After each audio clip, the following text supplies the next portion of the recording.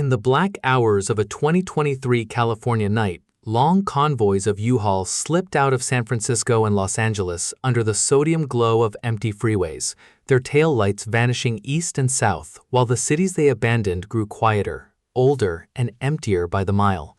Something irreversible had begun. One side of America was swelling with people, capital, and power. The other was bleeding them out in silence.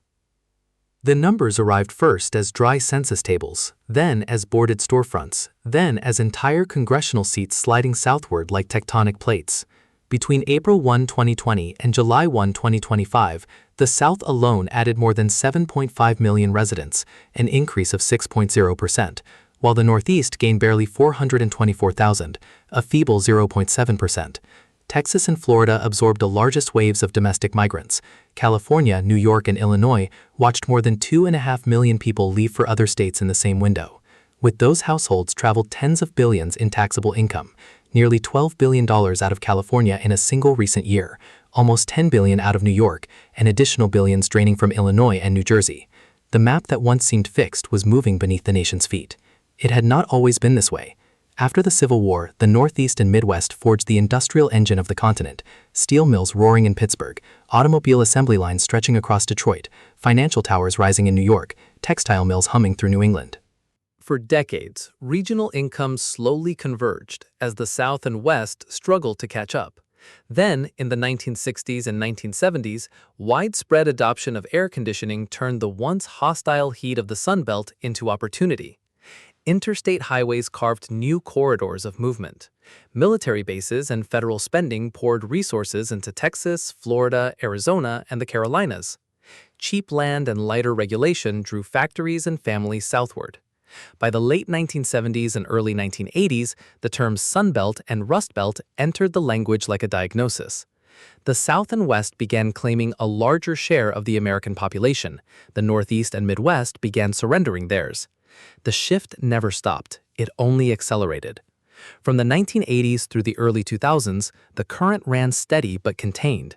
After 2000, the divergence sharpened.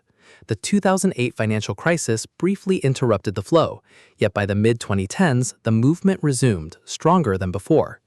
Then the pandemic years of 2020-2022 unlocked remote work, and the trickle became a flood. Families and companies discovered they no longer needed to live inside the old citadels of high taxes, high housing costs, and slow permits. They voted with moving vans. Yet the deeper engine remains hidden in plain sight. Is it merely climate and cost of living? Or something colder? Ambition abandoning the places that once defined American power. Greed chasing lower taxes and freer land. A quiet betrayal of the cities that built the 20th century. The numbers are public. The direction is clear. The reason still waits in the dark. The current that began as a quiet seepage after 2000 turned violent once the pandemic years unlocked the last restraint. Between 2020 and 2025, remote work shattered the old geography of necessity. People no longer needed to live inside the high-tax, high-rent citadels that had long claimed monopoly on opportunity. They simply left. Texas gained more than 500,000 net domestic migrants in the early 2020s. Florida followed close behind. California lost over 100,000 income tax filers in a single recent year, taking nearly $12 billion of taxable income with them. New York shed roughly 72,000 households and almost $10 billion more. Illinois and New Jersey watched their own tax bases bleed southward in the same silent hemorrhage. The money did not vanish. It reappeared in Austin, Nashville, Raleigh, Phoenix, and the sprawling counties around Dallas-Fort Worth and Houston, where construction cranes rose faster than the old cities could board up their empty towers. Then the first pattern shattered. For decades, the conventional wisdom held that talent and capital always flowed toward the coastal power centers: New York, San Francisco, Boston, Los Angeles.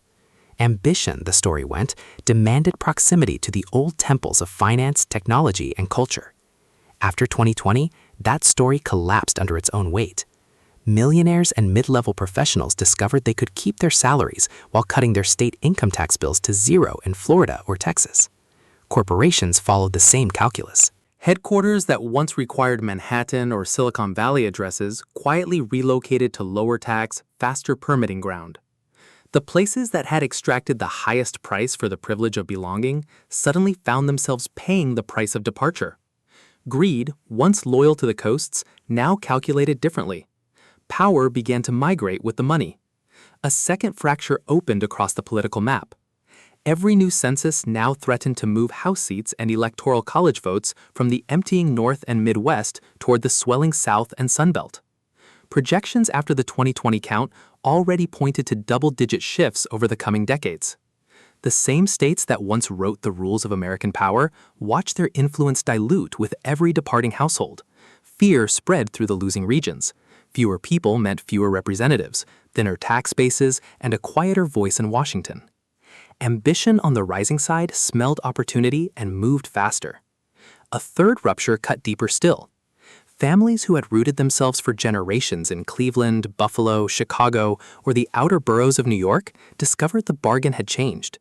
The cities that once promised opportunity now extracted loyalty while offering shrinking returns, higher costs, slower growth, aging populations, empty classrooms. Ambition answered with betrayal. People packed the lives their parents had built and drove toward warmer ground, cheaper houses, and governments that still believed growth was not a sin. The old places felt the abandonment like a wound that refused to close. In the new growth metros, the same ambition built subdivisions, data centers, and semiconductor plants at a pace the legacy cities could no longer match.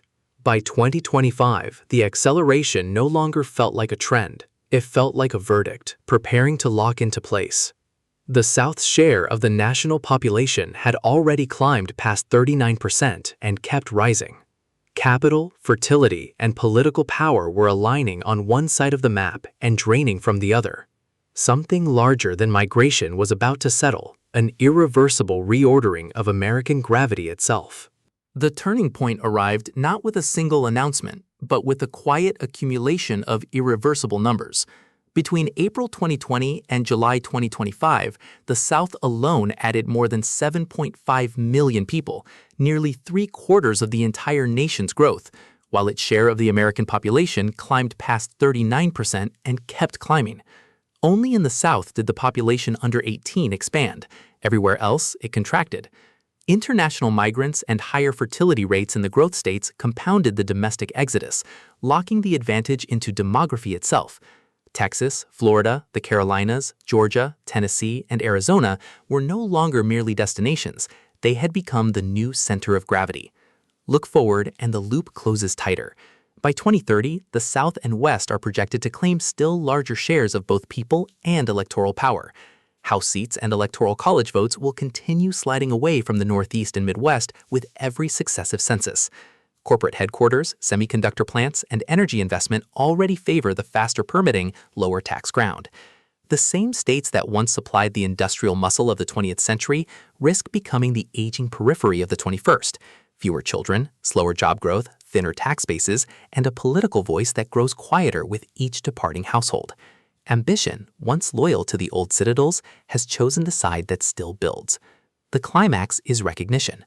America is not simply rearranging itself. One governing model, lower taxes, lighter regulation, rapid housing production, and an open invitation to growth, is winning the competition for people and capital in real time. The other model, high extraction, slow permits, and a preference for managing decline, is losing it. The moving bans are the ballots. The empty classrooms and shuttered factories are the verdict. Power has followed the money, and the money has followed the freedom to build. Greed calculated the difference. Ambition executed the transfer. Betrayal of place became the price of survival. Aftermath settles like dust after a long migration. In the losing regions, California's coastal cities, New York's outer boroughs, Illinois, the aging industrial corridors of the Midwest, school enrollments fall, hospitals close wings, and once proud downtowns confront permanent vacancies. In the winning ones, infrastructure strains under sudden arrival, politics realigns around the newcomers, and the old coastal elite discover their former influence has been diluted by distance and departure. Families who left carry both opportunity and the quiet guilt of abandoning the places that raised them. Those who stay confront the harder truth. Loyalty to a dying model exacts its own cost in lost power and thinning futures. In the end, the continent itself has chosen. One side grows denser with future, the other thins into memory. The U-Hauls keep rolling through the night, and the map keeps rewriting itself. Ambition rewarded, places betrayed, a nation quietly dividing into the living and the left behind.